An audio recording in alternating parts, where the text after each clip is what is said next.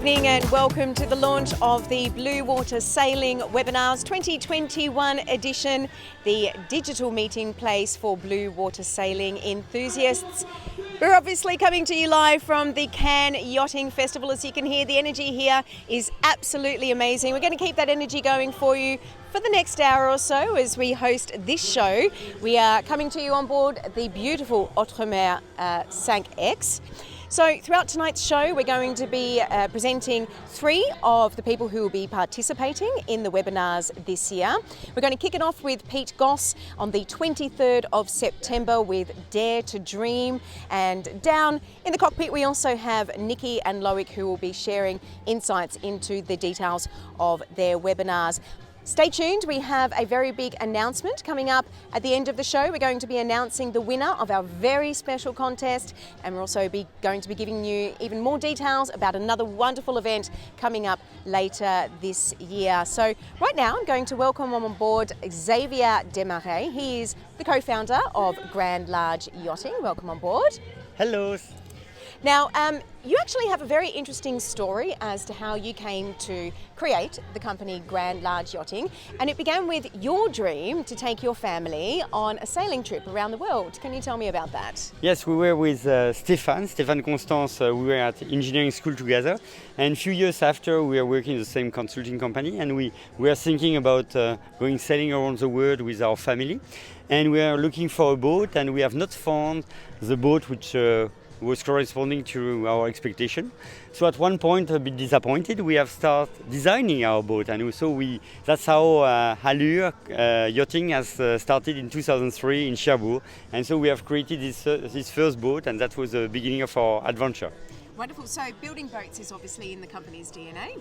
Yes, of course. And over the time, we have discovered that what was for us at that time the perfect boat for that type of trip. In fact, you have different way of doing it. So over the time, we have gathered different brands, different type of boats. So now we have catamarans, we have monohulls, we have GRP boats, aluminium, carbon, wood. So to make sure that whatever your dream and your project, you will find with us the boat. But in fact, the boat is one thing, but it's not the only thing. It's that, of course, it's a key part, but it's also, if you want to make such a trip, there are plenty of reasons not to do it. You know, your aging parents, finance, children, work, whatever. So at one point, you need some courage, and our job is to help you to go through all these obstacles. And that's why we have developed not only the boating part, but also all the services. And our seminars is one part of this. Exactly. So the webinars, we're actually going to hear from people who have experienced blue water sailing themselves and also gone on big expeditions around the world. We're hearing everything from safety to follow your dream to having as many experienced people on board as possible. Yeah, exactly. Because what we have seen is that you need to get the confidence in the boat to be able to make that kind of type of trip, but also confidence in your ability to do so. And we want to give you opportunity to hear that normal people have done it, and perhaps it's possible for you also. Perhaps it's not for you, but at least to understand if it will correspond to your expectations. So what we want is that to go behind the kind of postcard of that type of trip, to get some real facts and share with people who have done it. Yeah, wonderful. It's an absolutely wonderful resource. We're going to say goodbye to you now, Xavier. We're going to catch up with you later in the show. We're going to head down into the cockpit and see our presenters.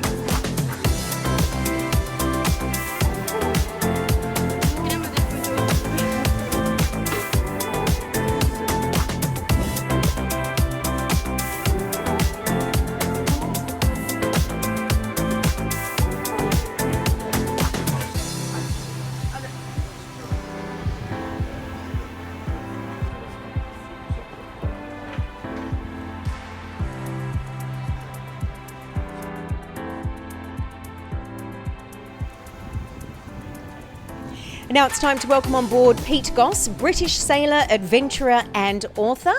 Pete, you will be actually the first in the series, the webinars series. You kick off on the 23rd of September.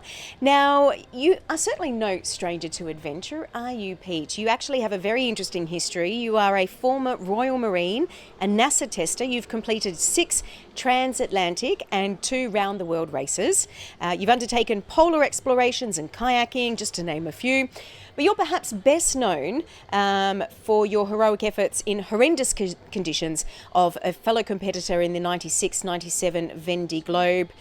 This was an experience that obviously gave you plenty of credibility and safety, but your discussion for the webinars is under the theme Dare to Dream. Why is that?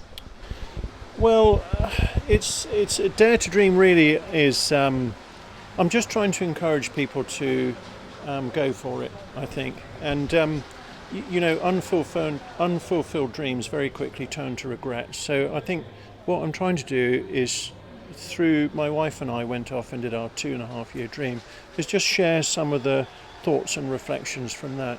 And very much, this is something that you can do, you're not on your own. I mean, that's why I'm doing the webinar, is it's a very big community out there, the cruising community, and I wish there was a webinar when we set off. And so it's a way for me to give back and share things that we'd learned. But and there's a whole series of them, and my one is about getting up and going for it. And don't be overwhelmed by it. This is something. Think about your dream, get the right boat for your dream, start with baby steps. Everyone starts at different levels, so work out your level and then have a training program to build yourself up. So it's not insurmountable at all. There's loads of people out there to help, and it's something that you can grow into rather than be overwhelmed by. Tell us about your experience. So you set off with your wife Tracy, that's correct? Yeah, we did. Well, one of the things is timing. So, the kids left home, which is wonderful, and very sad to see them go, but you're completely liberated. And we had this dream, and it was quite interesting for us. There was a point where we sat down, we had a glass of wine and thought, we actually have to consciously give ourselves permission to go. And that kind of liberated all sorts of things, started to fall into themselves. And that's kind of, it sounds silly, but it's quite a big thing. You've worked hard all your life, you've done all of these things, you've brought the kids up, and suddenly it's your time. And it is your time. I mean, for us, we were like teenagers again. It was absolutely wonderful. And Tracy had not really sailed before. She'd done 2 night sails. So then you're into, training up Tracy, bringing her along, making sure that she was happy and playing to our strengths. Because it's a job, you're going to go off and take this boat across the Atlantic. But one of the things I would like to share now is we were setting off around the world. Family circumstances meant that after 2.5 years we had to curtail the trip and come back. And if we hadn't gone when we went, that dream would have just been a big regret. So I really would say grab the opportunity and go for it. And that kind of comes out with COVID, doesn't it? I think it's made a lot of people reflect about what's important. And it's a way of life. It's a wonderful thing to do. It's the most self-affirming thing we've ever done. And it's nice to help other people do it. Now, you don't actually bid farewell to your family for 2.5 years, and in fact, it was quite important for you to get them involved to some extent in the trip, wasn't it? Yeah, I think that's the other side of the coin I really want to touch on. I mean, we talk about the technical side and the boats and all the rest of it, but there's a very big emotional part to it, and a big part of that is unravelling your life to go and leave, and that took us much more than we had anticipated. I mean, we had to sell the house, you've got to get rid of your phones, your car, all of these things, and then have empathy for your family and your friends. And you don't want them to, a lot of them don't understand it for a start, so you have to take them sailing, give them appropriate books, get them involved, and such that they participate in the journey. And they can really enjoy it with modern technology and things. So, my daughter, she kind of got it, but it wasn't until she joined us in the Bahamas that it was lovely. She took Tracy aside and said, Mum, I really understand why you did it. I'm really proud of you. And for her, she came back many times, and it was something that she could enjoy. And our wider friends, So I think you have to be really empathetic with people around you. And you even managed to keep your 90-year-old mother connected as well, I believe? Yeah, definitely. So we had a whole load of people of a much older generation, so it was very important to send postcards, but then you can get someone of the younger generation to print off the blog and post it to them, and so they get that weekly update, and you can phone now. And I think that's one of the things that we found is you set off and you just look at the pinnacle, which for Tracy was crossing an ocean. It's a really big deal, but in truth, of the 2.5 years, that only represented 2.5 weeks. And it was a diminishing 10 days from the middle either way. So you're never more than 10 days away from family and friends. And with modern communications, if there's an issue, you jump on a plane, you're home within 12 hours, certainly within the Atlantic.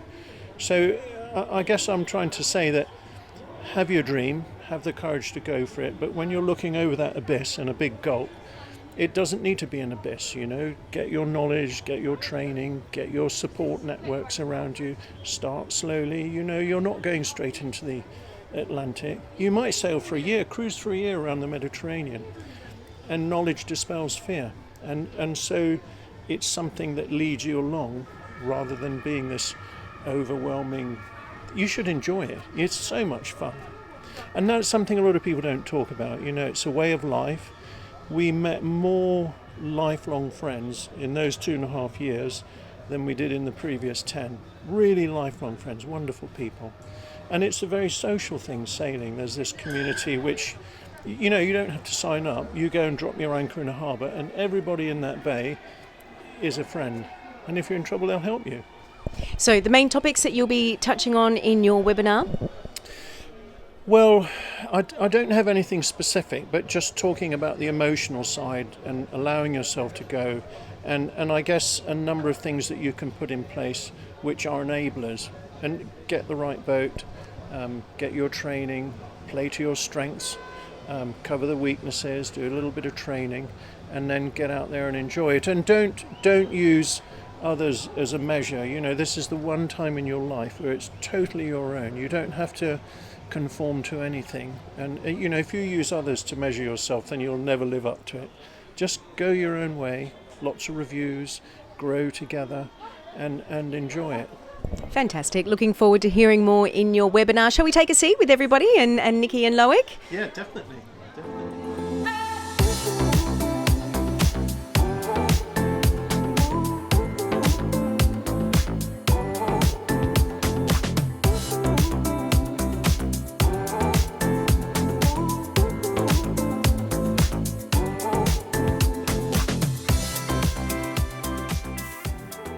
Actually are happy to talk to other people who have some questions. It's not just the webinar. You actually like to continue that kind of I do, information. Yeah, I do. Yeah, I mean, with the webinar, it's I talk, but then afterwards there's quite a detailed question and answer session. Well, I wish I'd had it. And that's why I do it. I love it, and it's putting back into the community. So I leave my email. Anybody can call me up. They can email, and I'm here to help facilitate. Because boats are always ready but never prepared, and so there does come a point when you just have to go, and I think it helps to have people around you to untie that rope and go, and then it's just a natural progression from there. Yeah. Now there was a lot of training, obviously, for you. You'd been in the industry for a long time. Not so much your wife. Like your speciality is safety and knowledge. Is that normal that one person has all the training? And I mean, I would have been absolutely terrified getting on a boat, not knowing anything. But you learn along the way, I guess, and that's also really important, isn't it? Yes, it is very important. You don't have to know everything on day one. Of course, there is a minimum of knowledge to have before you depart. But as you progress, you learn more things. You have developed skills before, and you keep developing them. And as Pete mentioned, you start with a small step, like you leave Europe, and you start with a 100, 200, 300 miles crossing, and then you go for 500 or 600. And you get to Canary Island. And then you've learned a lot by that time. And you've had time to prepare yourself, build, take all the pieces you needed, to be ready. And then you go for 2 weeks passage. And then on the other side, you also have facilities where you can stay, you can get help. And so it's a step-by-step process. Yeah, I can only second that, actually. Being young in my career, I started doing this when I was 18. And the same thing, dare to dream, dare to think, maybe I can do this when other people can't. And as you say, actually, someone gave me some advice once. They said, right at the beginning of my career, they said, yeah, you don't have all the skills, but skills doesn't get you far, but attitude does. And attitude keeps you safe.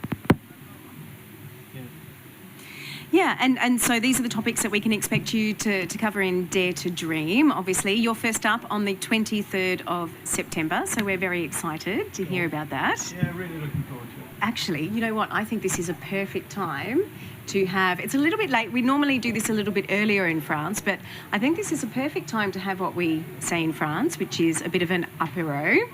We are going to invite, around the table, we're going to invite our barman, Guillaume.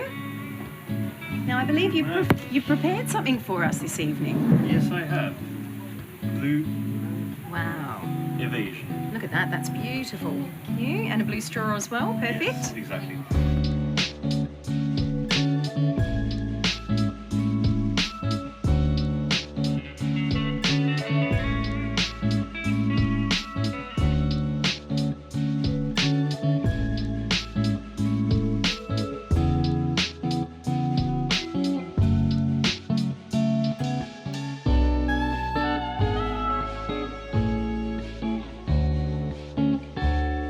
All right.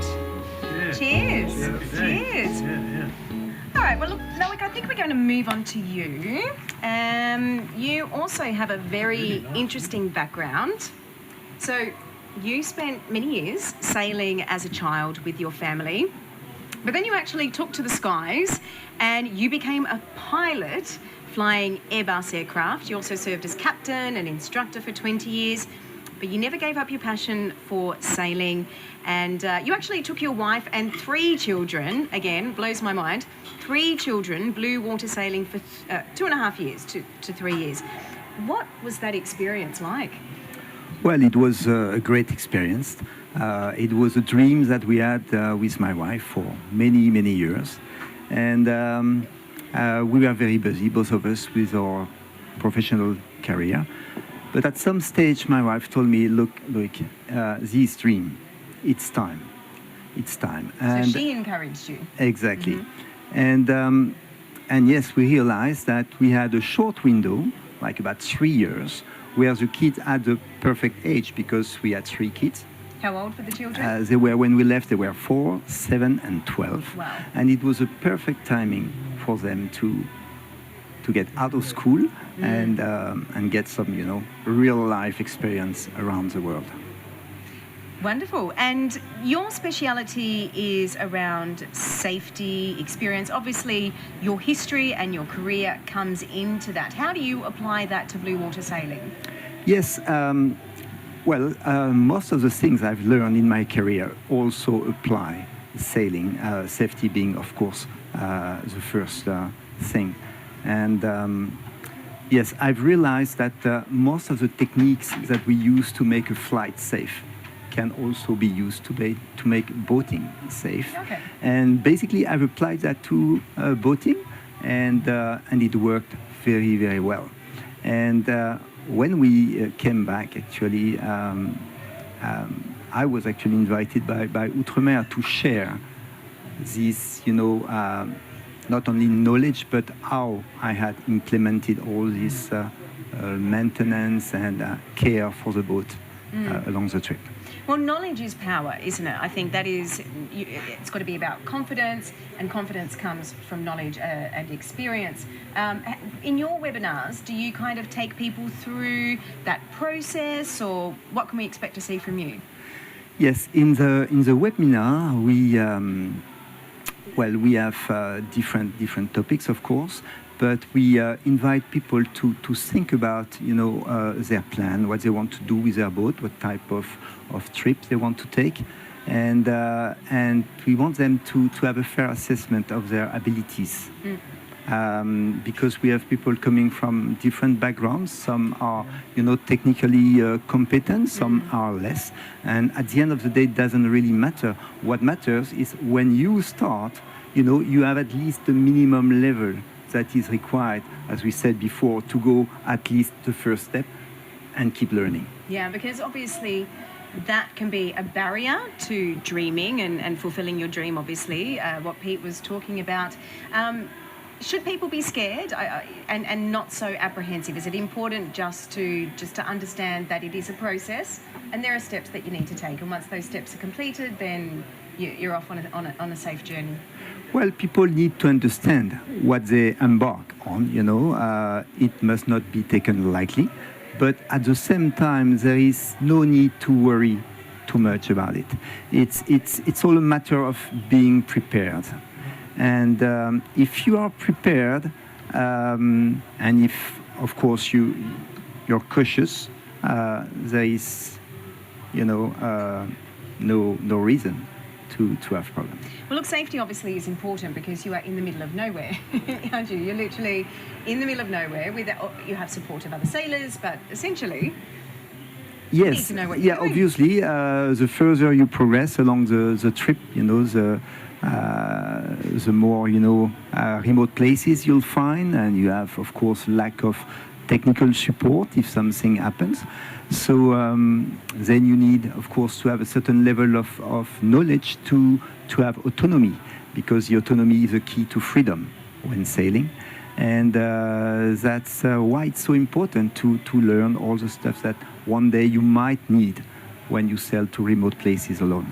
What about boats like Outremer? In terms of technology, is there a lot of parts? Is there a lot of things to know? Is it a bit easier? Does everything just come together like Well, an Outremer is a boat that has been designed and built for blue water cruising. So I would say that out of the box, it's almost ready to go. Okay. And once you're acquainted to your boat and the system, you have the knowledge to know how the system works, how to do the basic, maintenance on them to keep them in a good condition. You're pretty safe to go. Because your boat is actually right next door to us this evening, isn't it? Yes. Absolutely beautiful boat. Thank you. Yeah, and you'll be sailing, you're going to spend a few days on the Riviera and then you're going to take off? Exactly. Very soon we're going to depart for another round the world trip, and we'll join the Glimo. And yes, it's again another 3 years around the world. This time, small difference, we go only with 2 kids because okay. Victor, the older one, is a bit too old now and started, university. And were your children as aware of all the technical issues as you were? Is this something that needs to be spread across the board, or were they relying on you for all your technical knowledge? Well, of course, I was. I was in charge of the boat technical condition and technical management, but I was helped a lot by everyone on board, up to their level of abilities. Mm-hmm. Exactly, and actually, that's something I enjoyed. Transmitting to the kids the fact that we have a boat. It's at the same time it's our home. It's also our mean of transportation. It's also a boat gives you, also some fun. It carries all the toys that we need, and it's very important to take care of the boat. I actually, what I'm eventually talking about is sort of the sharing of responsibility. From what I've experienced teaching people, when you do share the responsibility, they feel so empowered and they feel, it's such a rewarding thing to be able to fix the boat and maintain the boat themselves. Did you find that with your kids? Did they enjoy it? Oh, yes, of course. Of course, we had, many examples where, we shared, the maintenance of the boat, and and even to the point that sometimes, they even help me fixing stuff, because, some system in the boat are not always very easy to access. And sometimes having a very small hand, very small finger helps, and that's something they quite enjoyed, and they felt actually very proud of being able to do something that I was maybe not that much able to do. Yeah. Because I was going to say, there is a lot to learn, but it's not a burden, it's a joy. Everybody grows with the boat, and you are living in a machine, and you become to love your boat, you rely on your boat, and watching people grow is one of the joys that comes with doing one of these journeys. Everything's new, every day is different, isn't it? Exactly. And, fantastic with kids. And it's very rewarding, actually. When you, especially coming back, after having sailed all around the world, and your boat is in a perfect condition, almost like new, it's something to be proud of. Yeah. Yeah. That sense of achievement, arriving ashore, is just, you can't repeat it anywhere else. Yep. And it's yours. And it's yours as well. You haven't paid someone to do it. It hasn't been given to you. It's not, popped out of a brochure. You've actually done it. And that first beer and steak is amazing, isn't it? You know, and you don't get that in life much now. It's you a learn fantastic to appreciate thing. the little things. Is that what you're saying? Yeah. Yeah, but also that it's something that's yours. Everybody on the boat. I always think, as a skipper, you should set it up such that as everybody walks away from the boat, they should just look back and think, do you know, if I wasn't on that boat, it would have never got round the world. And that comes back to this team ethos and growing together and learning. And it's a wonderful thing. I'm very envious of your kids. Yeah, yeah. And how old are the kids now? Well, now they are 9 and 12. Okay. Yes. Yeah. And ready to go. Oh, I bet. Nikki, we're going to move on to you. A little brief history about yourself. You are a British-born professional skipper, or sailor woman, as you like to be called. You're also an author and a motivational speaker. What an incredible experience you've had. You say you started at 18, but at 25 years old, you became the youngest ever clipper round the world skipper. You brought Visit Seattle home in second place. In 2017-18, you've raced the Caribbean 600, Fastnet, race to Alaska, Middle Sea race, and you were a guest skipper on Maiden. Interestingly, you also joined YouTubers Le Vagabond to sail Greta Thunberg all the way across the Atlantic. Now, the question that you're going to aim to answer in your webinar is, can there be more than one skipper on board? Now, you're really challenging some traditional thought processes here. Where does that come from? Yeah, I mean, as you read my career, I wouldn't say that my career is one that you could have predicted when I was 16, 17 years old, and isn't the standard track necessarily for someone to go into sailing. I stepped up. I think partly because I am a woman, I had a lot of opportunities to step up quite fast into the role of skipper, and then I embraced opportunities that stood in front of me for leadership. And I think that as you look at those experiences, there are some themes, one of which being all encompass very interesting groups of people. The Clipper race is a race for people who've never sailed before. I think on my team of 60 people, I had 16, 17 nationalities, 3 generations in terms of age. So you're learning how to lead and work within a team of lots of people with lots of talent. And I think both of the guys have mentioned the fact that it is really important to find strengths and to find where people feel empowered, feel like they can step up. And at the end of the day, if you're sailing around the world, in my case, I was racing for 1 year. I mean, for Loïc, he's sailing for 2-3 years. You need to play the long game. You cannot be in charge of everything all the time. For one, it's unsafe. I was telling the guys earlier, Loïc is a pilot. Can you imagine getting onto a plane to cross the Atlantic, and the co-pilot coming on the intercom and, hello everyone, have a nice flight, make yourself comfortable. And can you imagine if they didn't know how to fly? You need to share the leadership and share the role. And so it's a safety issue, but I think also it's about a fun environment. There's a huge pressure on someone to be in charge on their own for that amount of time, and everyone else is probably going to have a lot more fun if they feel like they have their contribution, and as Pete said, they can walk away feeling like they were a valued member of the team. So I'm challenging some maybe traditional concepts of this triangular shaped hierarchy on a boat, and maybe saying perhaps it should be more rectangular, lots of channels of chains of command, lots of different hats for different people, because often things happen simultaneously and there are several leaders at once. Yeah. Obviously, again, when we're talking about when you're alone and it's either yourself and your partner or yourself and your children, I can imagine it feels much more empowering knowing that if anything happened to yourself, that they can at least get themselves to safety, or if there was an accident. I mean, that's what it's all about essentially, isn't it? Yeah, I mean, we're not in this, we're sailing in the 21st century. Things have changed. This is not like, I joke, it's not, we don't have Popeye at the back with his captain hat on, eating spinach and shouting orders, pointing his finger.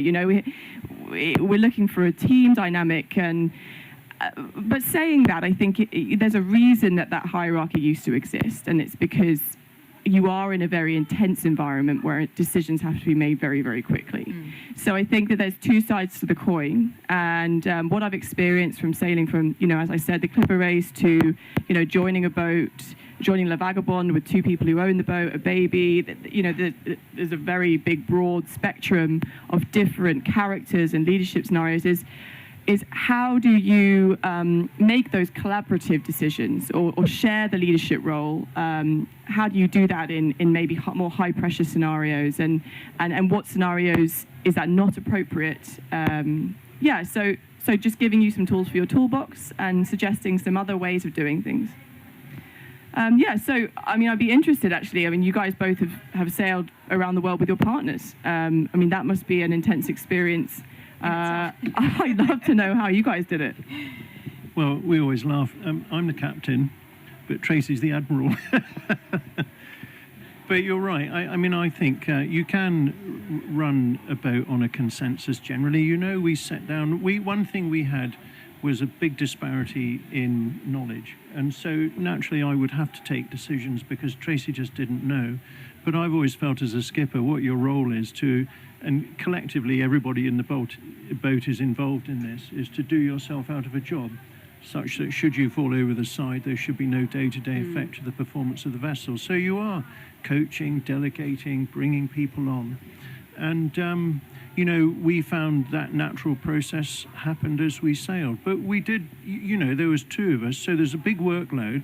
So what we used to do was share the workload to our strengths and the things we enjoy. Tracy's not interested in the engine at all. I mean, I would show it to her. Sure, I mean, there are but things it was that just people not her want thing, to go. so there's no reason for her to, but she could start it, and if I went over the side, she could make it do what we wanted of it. So I think it's something that you sort of develop in together, really. But one thing we did have was a red card system. So if either of us just felt this doesn't feel right, you could pull the red card out. We didn't discuss it, we went with it. And sometimes it was just intuition. And that was really good, because then everyone felt the ability to just say stop. You never went beyond your comfort zone. And the funny thing is, looking back afterwards, is you realize often that intuition was fantastic. We would talk about it afterwards, but we both had the ability just to put the brakes on, draw breath. Okay, we're ready to start again. Yeah, that's interesting, the intuition, because obviously the knowledge is very important, but at some point that intuition's got to kick in, isn't it? Yeah, the gut feeling. And actually tools like that, if you can learn them, like in situations like our webinars or talking to other friends in the community, and you can take them with you from day one, you can implement good habits, and it's so much harder to undo habits than it is to make them. So start off in the right foot, and then it should hopefully set you up for success. Yeah, I agree. It's completely true. And that's when you are mentioning the captainship, on board. It's important that everything is set, nicely but correctly. Yeah. From day one, start with good routines, good habits, and that's not only for sailing, but I was mentioning for maintenance as well. Don't leave anything behind. Yeah. Don't overlook. Just be disciplined, basically. But that's a very rewarding thing. Having discipline on board. And by saying discipline, I don't mean being super strict, but share with everyone what must be done and when it must be done. Yeah, it's this paradox that's quite interesting, I think, about how very strict and clear structure and guidelines and rules often is an environment in which we feel most free and most liberated to relax, weirdly. And obviously sailing is a very emotive pastime, isn't it? It's something, you're on a boat, you're in touch with nature, you're there with your loved ones. Challenging those perhaps roles of people within your own family, I can imagine could be challenging for some people.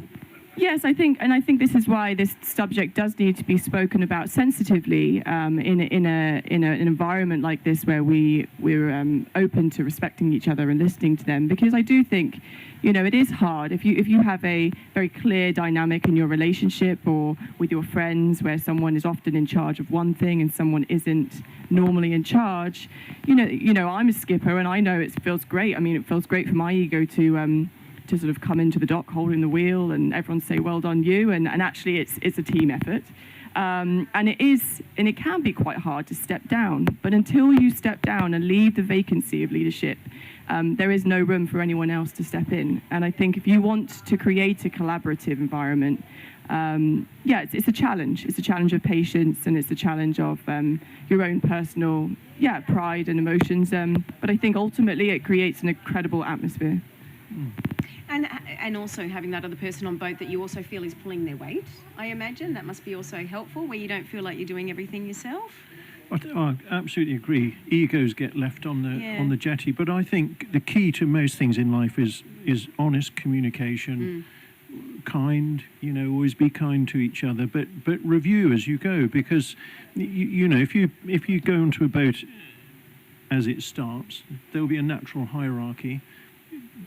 Parachute onto that boat in 6 months and it will be unnatural, because people have grown at differing rates, and that's when you need to have an honest review, and I'd like to give this up, but I'd like to take a bit more of that. And leadership tends to, on a good team, I think, is a flat team, and it jumps around against the problem and the skill set. So it's a rigging issue. You're the rigger, right? You're in charge, and everyone defers to you. So it's quite a fluid thing on a good team. Every individual is a leader in their own right. And the good thing about these webinars is you all have this experience. You're all professionals. You will be giving your first-hand experience to people who are have either been blue water sailing or are looking to go blue water sailing. In terms of preparation, I'm getting the feeling that is obviously the most important thing to this kind of adventure. How many years would you put on it? Is there a certain minimum amount of time that you should allow yourself before you go and embark on this kind of adventure? Well, it all depends on your starting point, I would say. Obviously, you need some basic knowledge in sailing, in boat handling, in crew management as well. And you can't learn that in 1 week. Sure. So one needs to be prepared to a certain level, and there is a minimum. You must be able to handle your boat correctly, avoid any mistakes that would be big trouble very quickly, and that's the basic minimum. And then, of course, learn. The more you know, the better. But if you wait until you know everything before going, you will never go neither. So there is a fine, balance to actually to get to, and comes a point, as Pete said, dare to dream and dare to go as well. I think there's two sides to your question. One is, how long does it take to go, but how long does it take to leave? Because what you're doing is blue water sailing, is you're choosing a completely different way of life. So not only are you learning that new way of life, but you're also trying to wind down the old life. And really, we had to sell our house, you change your career, you're setting up family, you're, parking up the car, insurance, telephones. Your society ties you down like Gulliver's Travels, and it really amazed us how long it took to unpick each one of those to be able to go. And we found there was it was just a natural process. You decide to go, and then it'll just happen in its own volition. I think what a lot of people do is they think, oh my God, I've got to be able to sail across the Pacific. And so they never go because they never get ready. But actually, I live in Plymouth. I would start from Plymouth to Foy, which is 30 miles to Falmouth, across the Channel. And like you say, you get to the Canaries, then you go across the Atlantic, and then you go through the Panama. And suddenly, just by doing the journey itself has taught you and prepared you to go on the Pacific. So boats are always ready, but never prepared. So just allow yourself to go. Yeah, I think don't let perfection get in the way of doing it at all, yeah, right? Absolutely, yeah. Yeah, and I think, with the webinars and with this sort of a resource and books and that sort of thing, something I often tell my students is I still relearn things, even now. So you can feel ready, you can go, you can do your 2 or 3 trips, and you can always look at the webinars again or look at the books again and you'll look at them and learn different things from the experience you've had. So it's a continual process. You are always, as you say, in some ways preparing. And don't cry over the mistakes. Celebrate in the lessons. A lot of people beat themselves up. And actually, out of every mistake comes that wonderful thing called a lesson, which you can then reuse and will sustain you for the rest of the trip. And I think the other thing is, when you go, it is your trip. So don't gauge or measure yourself against other people, because you'll never live up to that. Go at your own pace, slow it down, enjoy it, find what's right for you, because this is the one chance you have to really live your life as you want to live it. Absolutely. Nikki, do you have any brief advice for people who are watching at the moment? Obviously, we're going to learn more in your webinar, but if you had to sum it up, would you have any advice? I mean, I honestly, Pete just sort of summed up everything in my opinion. I think we've lived this last 2 years really facing the realities of risk management and making decisions and deciding what is too risky for us and what is not too risky for us. And I think work out how you stand with regards to blue water sailing. And once you've worked that out, go for it. Before telling everyone else, commit to it with whoever you want to do it with, because at the end of the day, what's right for you isn't right for everyone else. And as long as you feel good about it, I don't think you will regret it. So and enjoy the webinars and enjoy learning. Loïc, any particular advice? Yeah, I think everything has been said about it and very well summarized. Yeah, go for it, and Just go for it. Go for it. That's the thing, isn't it? Just go for it. Wonderful. Well, thank you so much, everybody. We all look forward to watching the webinars. As we said, they kick off with you, Pete, on the 23rd of September, Dare to Dream. And then obviously we've been given a bit of an insight into what everyone's going to be talking about, but obviously you're going to be going into a lot more detail.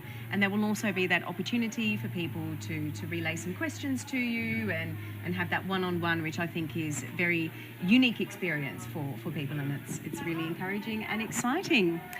So I think on that note, we're going to welcome Xavier back on board. Welcome back, Xavier. Thanks, Xavier. Hi, everybody. Hello. Now, we've just heard a preview of obviously the webinar series that are going to come up with lots of nice, interesting information. It's going to be an incredible resource for viewers who have either experienced blue water sailing or are thinking about blue water sailing. Great that obviously Pete and Loïc have taken part before. You know what's to come. Yeah, that's great. I think our purpose is really to help people to go for it, as you say, and it's a personal trip also. It's a kind of human adventure. As you say, there are very different way of doing it, but it's very important that at one point, if you feel like doing it, you could. And we are here to provide all different type of tools which can enable you to make it happen. Yeah, it's a great resource for everybody, that's for sure. On that note, we also have an exciting announcement, don't we, Xavier? I believe you are about to make an announcement of a winner of the contest. Before we, I would like also to speak about the rally. Yeah, okay. Well, let's talk about... Okay, so this is actually like a prelude because at the end of October or in end of September, I believe, there is an exciting announcement. There is an exciting event taking place. So we will start with that. Tell us more a little bit about that. Yeah, because in fact, what we see with the seminar and all the projects is that there are very different ways to doing it. And we have tried to put in place another way of doing it. And we have organized a rally, so open to both from all the shipyards of Grand Large Yachting. And so far we have 33 boats which register from every brand, so that's really great. And it's another way of doing it. You will be a group, you will create some connection, some link, you will share some incredible moments. So people can actually watch this rally. It's called the Odyssey, is that correct? It's called the Grand Large Yachting World Odyssey 500. Mm-hmm. So it's to celebrate the 500th anniversary of Magellan circumnavigation. Wonderful. And so we thought it was a nice way to celebrate. And so it's something for us. It's the first time we organize it. So it's type of a challenge with very different boats. And two people can go through Panama, go south around South America. But it will be a way for people who perhaps have some hesitation to try it. Yeah, because they can watch it on all the different brands, exactly, social media or on their websites. They can really... So it's a way you will discover firsthand. You can see a bit before people who are blazing the trail. So it's, I think it will be pretty exciting, and we are very eager to follow that. Absolutely. So that's called the Grand Large Yachting World Odyssey 500. And this is a 3-year round-the-world global rally, and that's in honour of the 500th anniversary of Magellan. Exactly. Oh, sorry, I'm not pronouncing well. No, that's fine. So we also... thank here's you. your cocktail. Yeah, I like this type of life. Huh? I know, right? We could get used to this. Yeah, if all interviews could because be like this. We speak a lot of technical things, but it's also very personal. It's sharing things together. It's not, of course, it's a boat, but it's much more than a boat. It's also exploring the world, meeting people, and so having some nice cocktails. So I like it, and we are lucky. Loïc will be participating to this trip as well. That's so right. You're going to be taking part in the Odyssey, aren't you? Yes, exactly. So it's coming soon, and yes, so we are part of a group of 33 boats. Yeah, we're going to throw the ball lines. Your children on as well. This yes, is what you were talking about before. Yes. How exciting! So we can watch you on the adventure as well. Yes, yeah. It will be not live, but you'll be able to see the progress of all the boats. Mm-hmm. I think on the website of the Grand Large. Yes, it will be great on the media, social media. We will relay that, so that's it will be nice. Yeah, we have all that information. Now, in saying that, we also you've run a competition on social media, Instagram and Facebook, for somebody to actually experience this particular, well, not the actual race, but some of the excitement surrounding the race. Can you tell us more about that? In fact, we wanted to offer the opportunity to somebody through this contest to get the flavor of the rally. It's not participating totally, but it's at least participating to the Sevilla stop, and to participate to the party with all the participants, and perhaps share with us the impression and the atmosphere. So the prize is a trip to Sevilla. Exactly. To take part in that, one of those stops in... So it's 3 days, 2 weeks, and at the end of October when the rally will be there. So I think it will be very exciting. Very exciting. Would you like to announce the winner then? Yes, we have a winner. Yes. So it's Magali Uve who has participated on Instagram, and so she had to answer a question, didn't she? So in fact, she had to explain what she was dreaming of doing in this rally, and she said, "I dream of sailing to the Palos Island on an Outremer 51." So we had a kind of draw, and so that's Magali who will come and share with us this. I hope, incredible moment. Yeah, congratulations, Magali. What a wonderful prize. I think we can wrap this up. This has been an absolutely incredible evening. hearing all of your stories. Can't wait to tune in and hear more and get all of that wonderful experience and knowledge that you can share with everybody who is keen on blue water sailing. Obviously, there is a lot to learn, a lot to know for a wonderful adventure. Thank you, Xavier, Pete, Nikki and Loïc, and enjoy the Cannes Yachting Festival. Don't forget that you can actually, I better mention, Xavier, that to sign up to the webinars, you can link to the register in the description on this video. So there'll be information on how to actually sign up so we can make sure that everybody is watching the webinars. And thank you everybody for joining us. Thank you very much to all of you. That was Thank really you. Thank you. Pleasure. Pleasure. Thank you. Cheers.